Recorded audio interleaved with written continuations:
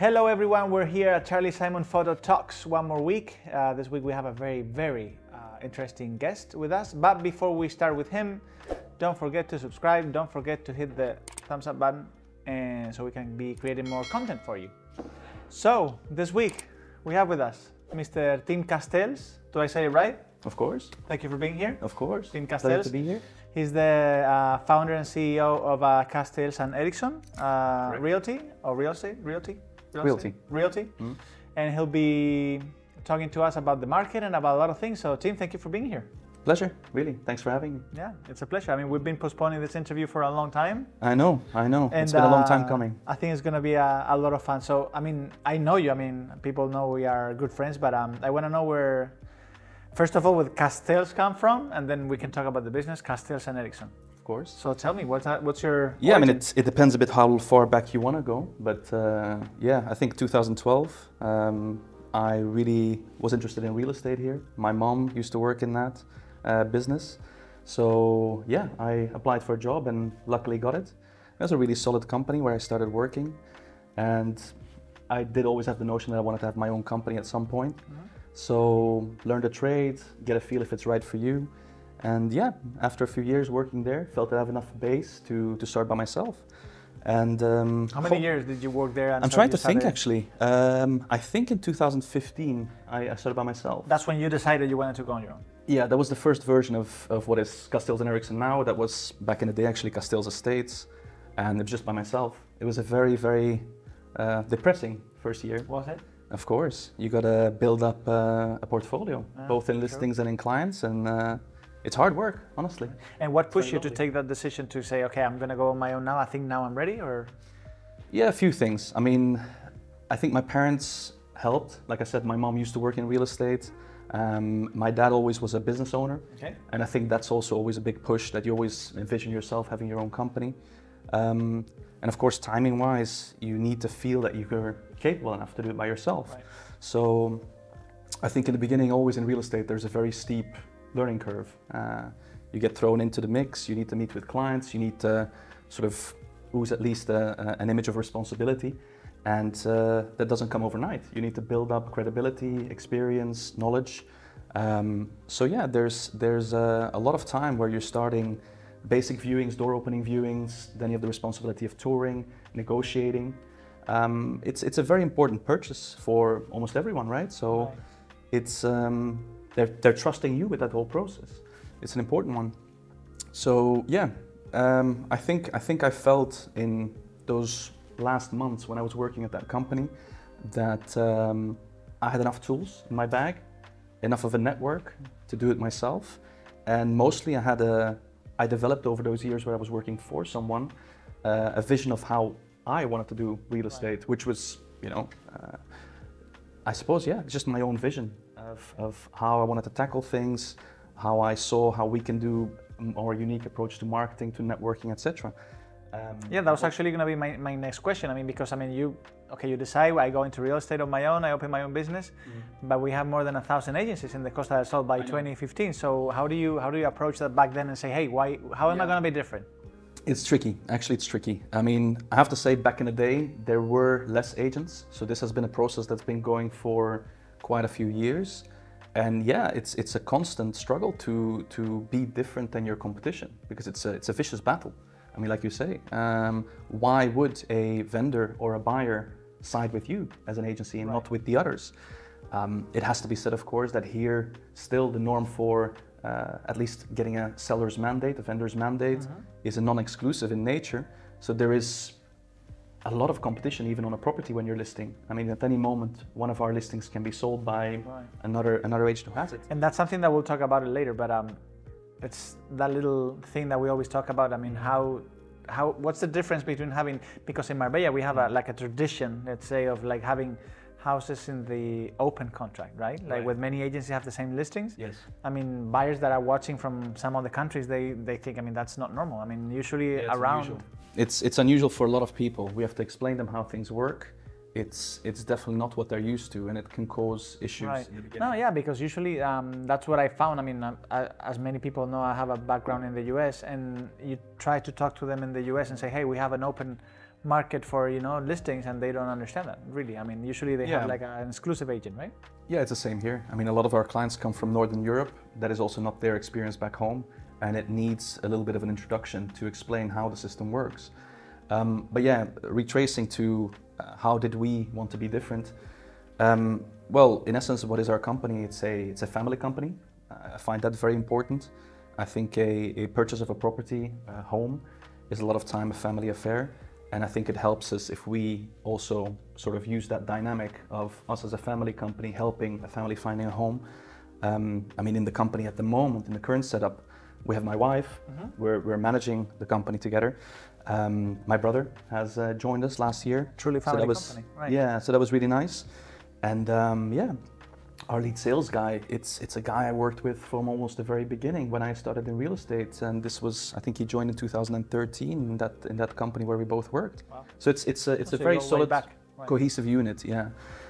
Aside from that, yeah, we like to really work on network, on referrals. All right. So a bit counterintuitive maybe, but we don't per se believe in a all-out online marketing, general lead generation. I think that approach can work, but it tends to be associated more with bigger companies. You know, if I would be set up with many people working different departments, telemarketing, sales, some kind of sales manager function. Big deal company that we are. Yeah, that's how you have to work it, because otherwise you're basically just working numbers, right? You're trying to get as many leads as possible, filtering that down to sales, hopefully. Do you actually have clients that tell you, hey Tim, you know what, I want you to get my house, you know, for sale, or get my house, my listing, but I don't want it to be like all out on Instagram, all out on social media. I want it more on the private side, on the boutique side. Do you get a lot of clients like that? Or? Yeah, definitely. Maybe it's because we have that style a bit more, but it's something that I do see as the years progress more and more. More and more, right? I think in our early years, the typical sort of listing appointment would be that the more platforms I would talk about to the vendor of we're using this and this and this portal, we're having, you know, obviously social media, our website, etc., the more I would talk about in terms of different tools we would be using, the better we see, right? So that has changed. I think for me, the last few years specifically, and I would say also in the higher segment slightly more, there's a trend that I would say is against very broad marketing. And for example, if I would use a specific example of a portal style marketing, that is becoming, yeah, less popular, a bit more frowned upon. I think so people want more on the private sale, like the private pocket listing, like not that to that extreme maybe, but something in between, right? I think the type of property that you're selling, it has to match the type of marketing that you're doing. Okay. So as styles of properties are diversifying, so are the tools that we're using to market them. Okay. So, I mean, to draw an analogy, if we're selling a typical run-of-the-mill holiday apartment, 2-bedroom, you know, mid to lower segment, it maybe makes sense to do an all-out marketing. Right. That is what matches that property. Okay. If we're talking about a very exclusive, high-end luxury villa in an exclusive neighborhood such as Zagaleta or Cascada Camojan, Sierra Blanca, I don't believe an all-out marketing approach is the best in that specific scenario. It's just because it doesn't match the style of the property. The client, the buyer that you would generate, hopefully, would more likely come out of a more, you know, exclusive type of marketing as well. Right. Okay. And yeah, I think vendors really go against it these days. Right. They would avoid trying to be on Idealista even. So, no, yeah, that's a trend that I've been following. I mean, as you all know, that's why you're here. We create content for all you guys, and again, we listen to the client and say, okay, what is it that you need to go into your style of selling, right? Because as you know, I mean, we work with many companies, and all the companies have a different style of selling. Absolutely. So I want something super flashy. That was like 5-6 years ago, something super flashy, cars and, you know, like high-end, premium Bang & Olufsen stuff and, you know, all that kind of stuff. And like lately, it's true that, I mean, what you say, it's people are actually saying, you know what, I want a video, more calm, more relaxed, more onto the private side. I don't want anything to be super flashy. So it's no, absolutely. I mean, the competitiveness between agents. I mean, we have a lot more agents now than we had back in 2013, obviously. Back in 2013 and those years, you know, obviously we set ourselves apart using US the photographer Right. immediately, Right. because the norm of the quality of the imagery was just Not up respectfully to to the other agents, but Right. it was generally speaking below par. It's increased, right? Yeah, so now you do see that at least most talented agencies, they really want to implement their own style and look and carry that through in everything they do. Exactly. Marketing, photography, everything. Right. So you see that. Yeah, big the difference. branding has improved, you could say. Oh yeah, it's all due to a more competitive market. Right. It's been taken more serious as well. Of course, the internet has to do with it. No, of course, everything. And the tools that we have, the phones that we have and everything. So yeah, no, it's interesting. So let's go more onto the technical side, onto the impressions. 2023, tell me a little bit about your 2023, just finished. Yeah. Your sales, your feel of the market last year. It was, it's actually probably one of the more difficult ones to analyze, I find.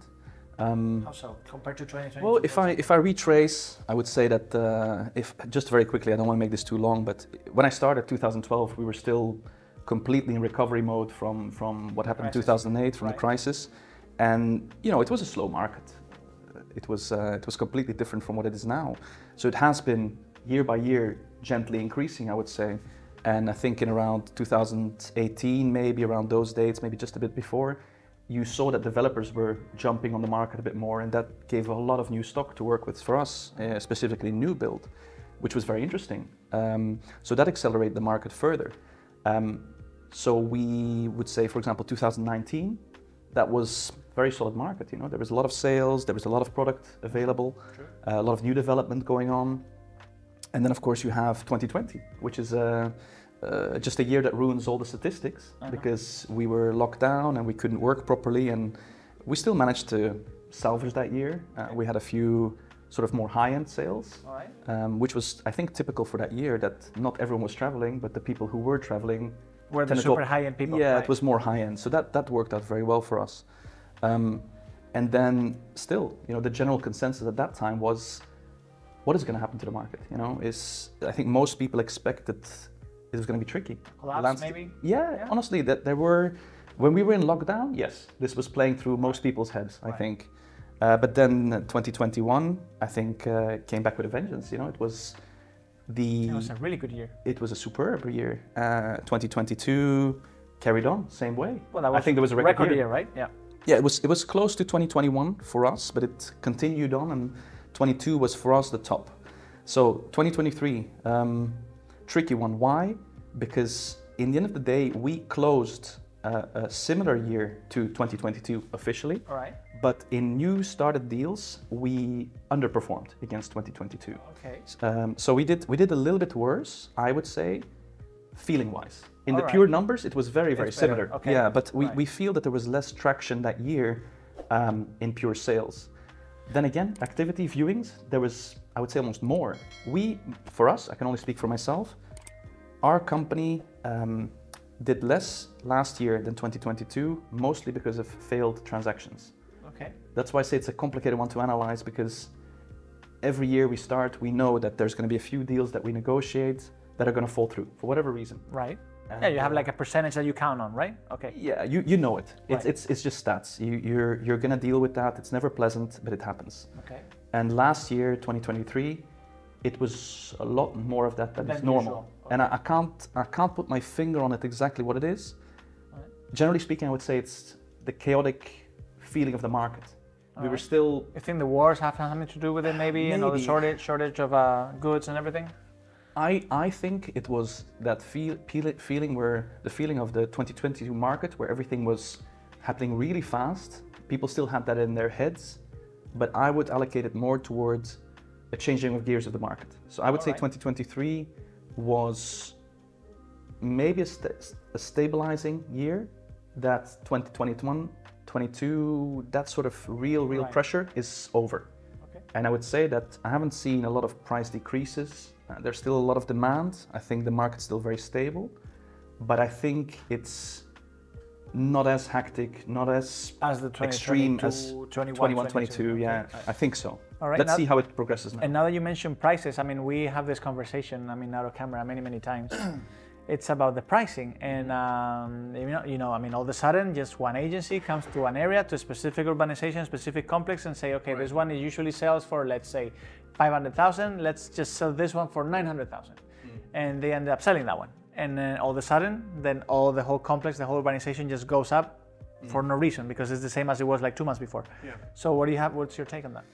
It's a tricky one as well. I mean, we year on year, we will be sitting in valuation meetings with owners, with potential vendors, and the conversation was fairly straightforward. I mean, if you know what you're doing, it's fairly straightforward to calculate a price for a property based on what you see in the market, what you've seen selling in that area or in that urbanization or whatever. And that job has become a lot more difficult. And it is exactly because of that. Sometimes I have a feeling of a baseline price for a certain area or development, but then something happens that just turns everything upside down.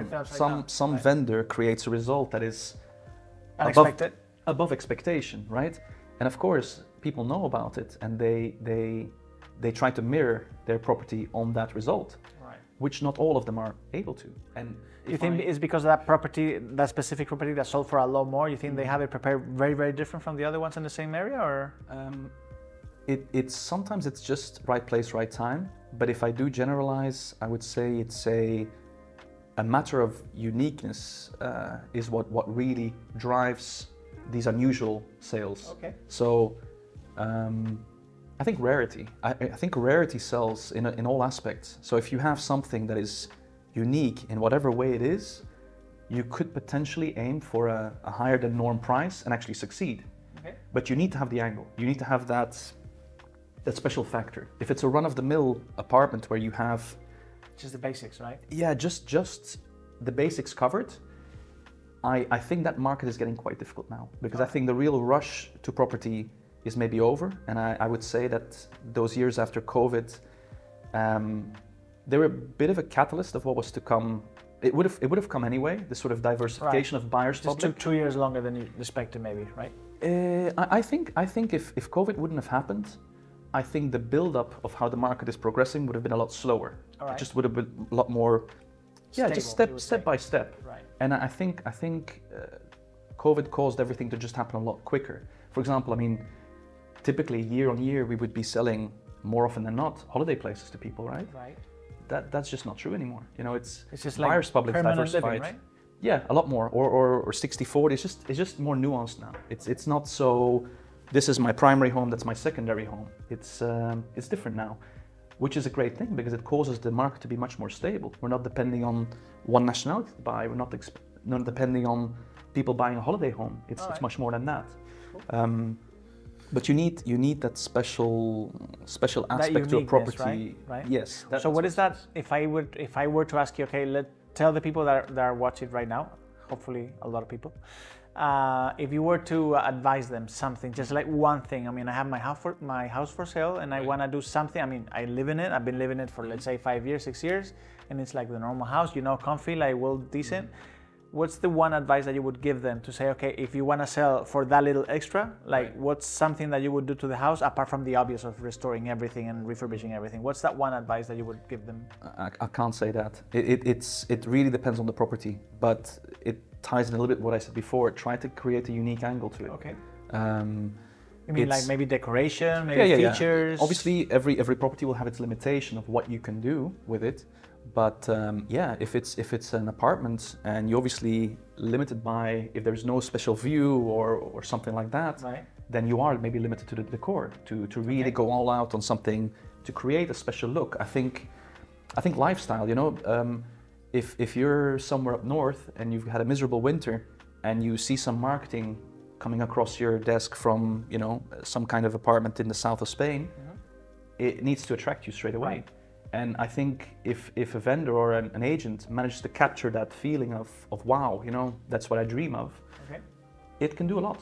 It does. Yeah. Feeling, there's naked numbers. If I go into a valuation meeting and we do a price per square meter type valuation on plot and house constructed meters, that tells one side of the story. But how do you quantify a sea view? It might be for the right person, it might up the price a lot. Right. Yeah. Right. I understand. Yeah, but so we still believe that a little bit of investment goes a long way still, right?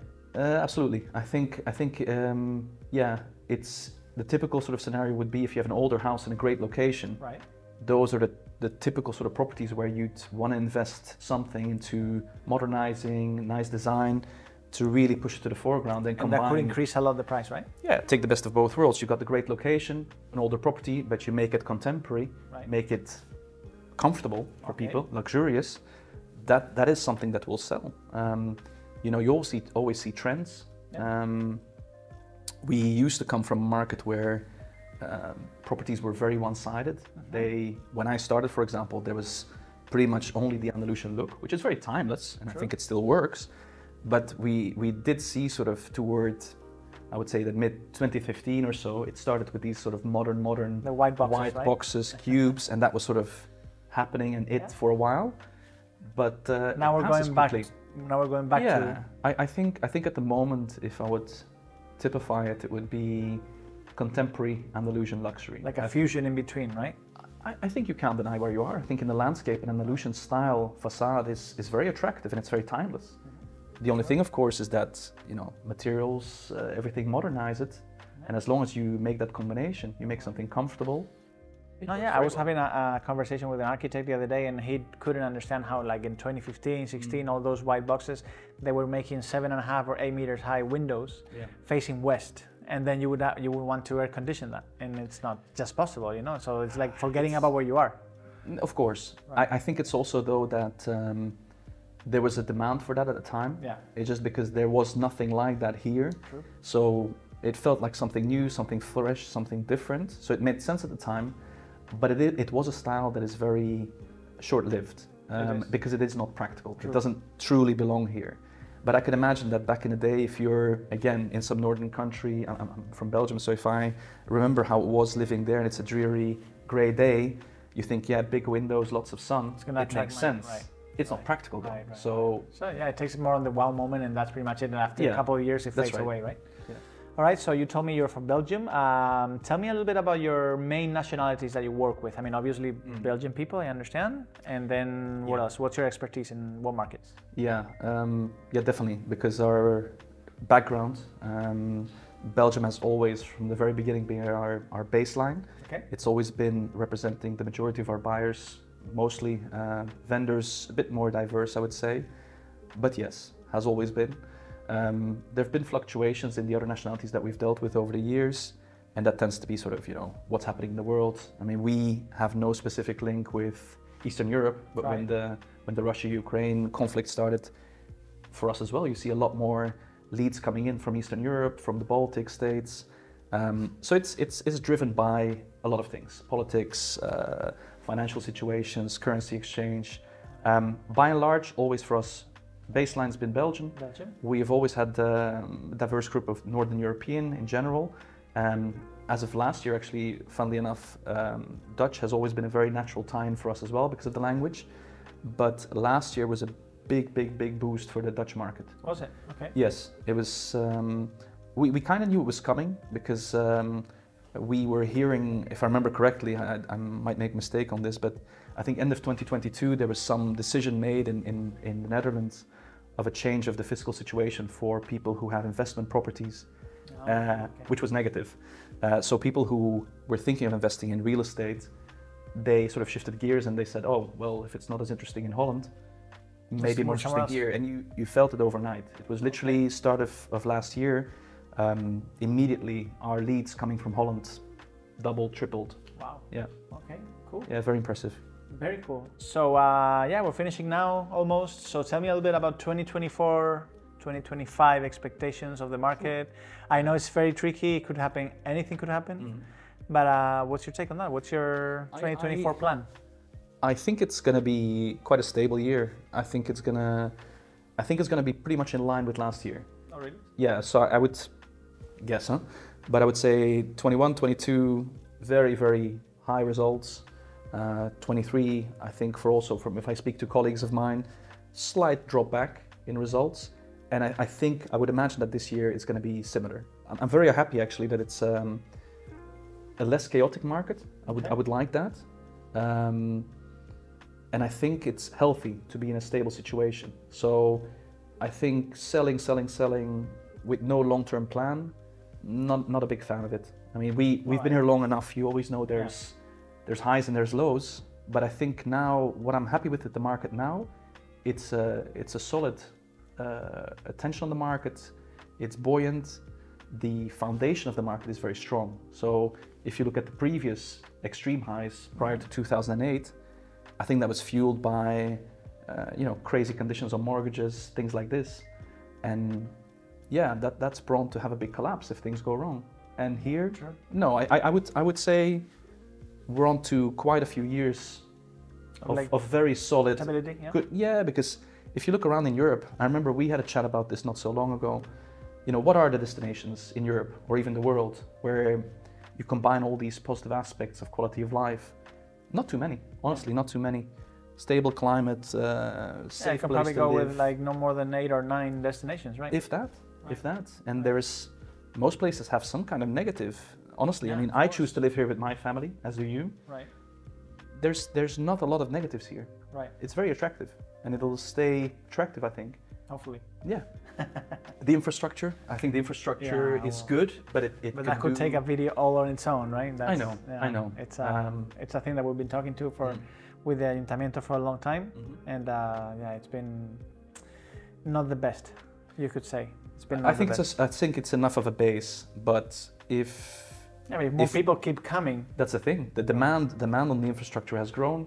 Therefore, I miss like a city plan. You know what I mean? Like some kind of planning for the next 15 years, like a master plan. You could say, okay, I mean, we're gonna have like 100,000 people coming here every year from now on. What are we gonna do? Like, do we have a plan for that? Do we have like something? You know, like a strategy? I feel there's certain areas in the Costa del Sol, for example, Estepona, that are doing quite well with sort of a vision plan.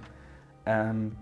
Marbella has a bigger name than Estepona, but it's been bogged down for well-known reasons, for mistakes from the past, and hopefully that gets resolved soon. And these kind of things can happen again to make the place flourish as it should, because everything's there.